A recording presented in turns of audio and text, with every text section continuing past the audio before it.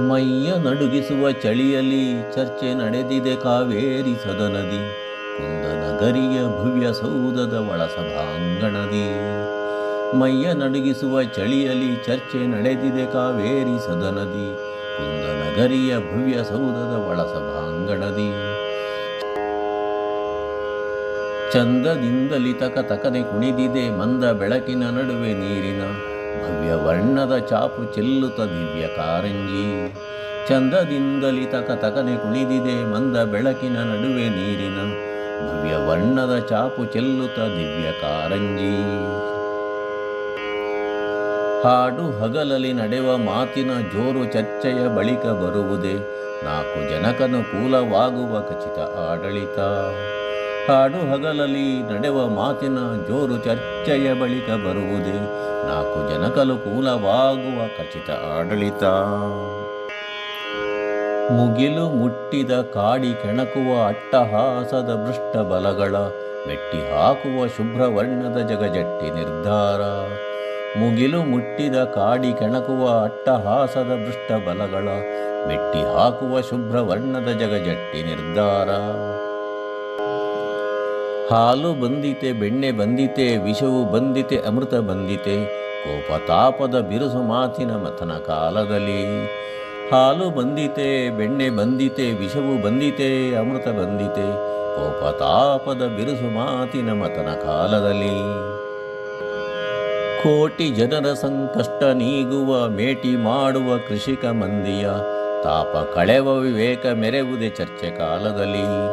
ಕೋಟಿ ಜನರ ಸಂಕಷ್ಟ ನೀಗುವ ಮೇಟಿ ಮಾಡುವ ಕೃಷಿಕ ಮಂದಿಯ ತಾಪ ಕಳೆವ ವಿವೇಕ ಮೆರೆವುದೇ ಚರ್ಚೆ ಕಾಲದಲ್ಲಿ. ನಮಸ್ಕಾರ. ಬೆಳಗಾವಿಯಲ್ಲಿರೋ ಭವ್ಯ ಸುವರ್ಣಸೌಧ, ಅಲ್ಲಿ ಚಳಿಗಾಲದ ಅಧಿವೇಶನದ ಕಾವು ಜೋರಾಗಿದೆ. ಆದ್ರೆ ಇವತ್ತು ನಾವು ರಾಜಕೀಯ ನಾಯಕರ ಚರ್ಚೆಗಳನ್ನ ಸ್ವಲ್ಪ ಬದಿಗಿಟ್ಟು ಈ ಸೌಧದ ಒಂದು ಹೊಸ ಸೌಂದರ್ಯದ ಬಗ್ಗೆ ಗಮನಹರಿಸೋಣ. ಹೌದು, ಅಲ್ಲೊಂದು ಕಾರಂಜಿ ಅಂದ್ರೆ ಫೌಂಟೇನ್ ಮಾತಾಡೋಕೆ ನಿಂತಿದೆ. ಅದು ಏನೆಲ್ಲ ಪ್ರಶ್ನೆಗಳನ್ನ ಕೇಳ್ತಿದೆ, ಬನ್ನಿ ಒಟ್ಟಿಗೆ ತಿಳ್ಕೊಳ್ಳೋಣ. ನಾವು ಇವತ್ತು ನೋಡ್ತಾ ಇರೋದು ಯಾವ್ದೋ ರಾಜಕೀಯ ಪಂಡಿತರ ಅನಾಲಿಸಿಸ್ ಅಲ್ಲ, ಬದಲಿಗೆ ಒಬ್ಬ ಫೋಟೋ ಜರ್ನಲಿಸ್ಟ್ ತೆಗೆದ ಫೋಟೋಗಳಿಂದ ಇನ್ಸ್ಪೈರ್ ಆಗಿ ಒಬ್ಬ ಹಿರಿಯ ಪತ್ರಕರ್ತರು ಬರೆದಿರೋ ಕವಿತೆ ಇದು. ಅಂದ್ರೆ ಪಾಲಿಟಿಕ್ಸ್ ಅನ್ನ ಕಾವ್ಯದ ಕಣ್ಣಿನಿಂದ ನೋಡೋ ಒಂದು ವಿಶಿಷ್ಟ ಪ್ರಯತ್ನ ಅಂತಾನೆ ಹೇಳ್ಬೋದು. ಈ ಕವಿತೆಯ ಮೊದಲ ಸಾಲುಗಳೇ ಇಡೀ ದೃಶ್ಯವನ್ನ ಎಷ್ಟು ಚೆನ್ನಾಗಿ ಕಟ್ಟಿಕೊಡುತ್ತ ನೋಡಿ. ಹೊರಗಡೆ ಬೆಳಗಾವಿಯ ಕೊರೆಯೋ ಚಳಿ, ಆದ್ರೆ ಸೌಧದ ಒಳಗೆ ಮಾತ್ರ ಪಾಲಿಟಿಕ್ಸ್ನ ಬಿಸಿ ಬಿಸಿ ಚರ್ಚೆಗಳು ನಡೀತಿದೆ. ಈ ಕಾಂಟ್ರಾಸ್ಟ್ ಇದೆಯಲ್ಲ, ಅಂದ್ರೆ ಈ ವೈರುಧ್ಯ, ಅದೇ ನಮ್ಮ ಇವತ್ತಿನ ಮಾತುಕತೆಗೆ ಮುಖ್ಯ ವಿಷಯ. ಸರಿ, ಬರೀ ಈ ಚರ್ಚೆಗಳನ್ನೇ ಗಮನಿಸೋದು ಬಿಟ್ಟು ಒಂದು ಕ್ಷಣ ಹೀಗೆ ಕಲ್ಪನೆ ಮಾಡ್ಕೊಳ್ಳೋಣ.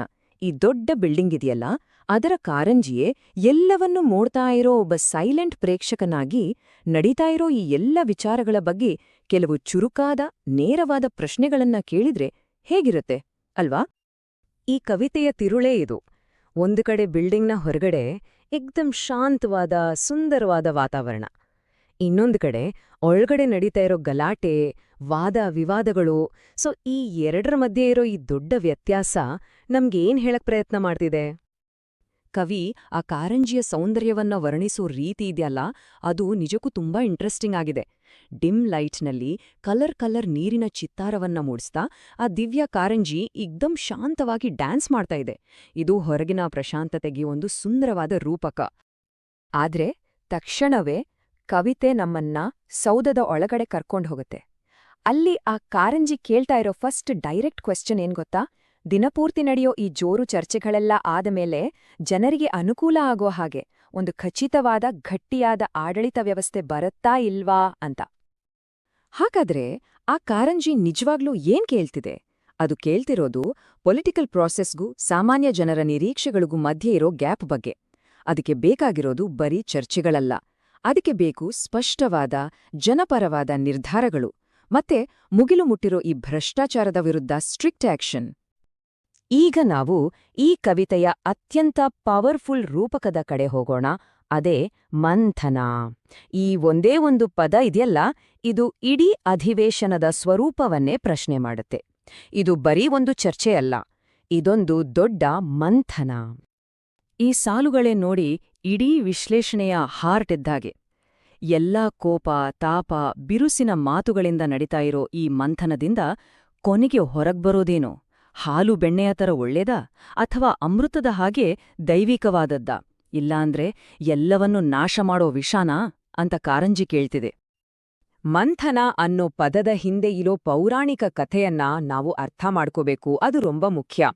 ಸಮುದ್ರ ಮಂಥನದ ಕಥೆ ಗೊತ್ತಲ್ವಾ?